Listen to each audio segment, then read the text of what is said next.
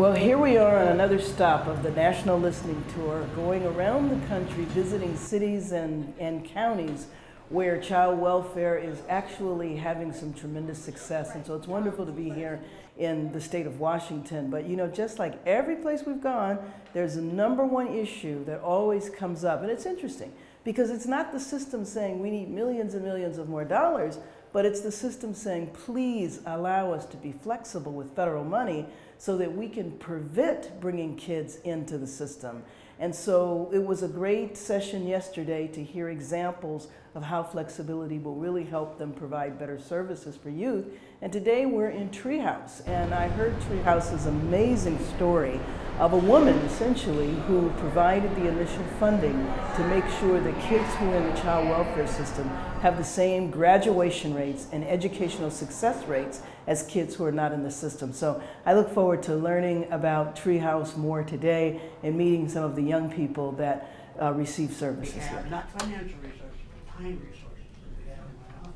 One of the things I'm looking forward to hearing this morning is how the bill that we were able to pass in January actually can be implemented. And so that piece of legislation, you wouldn't think we'd need it to be legislation, but the bottom line is that it provides a vehicle for social workers to have access to a young person's educational records. So one of the things that happens with foster youth, since they tend to be moved a lot, is that they might take an English class in one school, then get moved, successfully complete that, and have to repeat the same course again because the records didn't follow the student.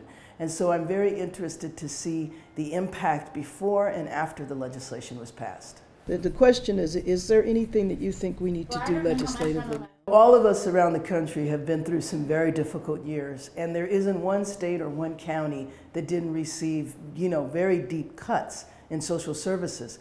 And so I'm concerned that when we go through these cycles, people tend to downsize and acclimate and accept the cuts. And what I'm hoping is that people will be motivated to fight for those funds to be reinstated.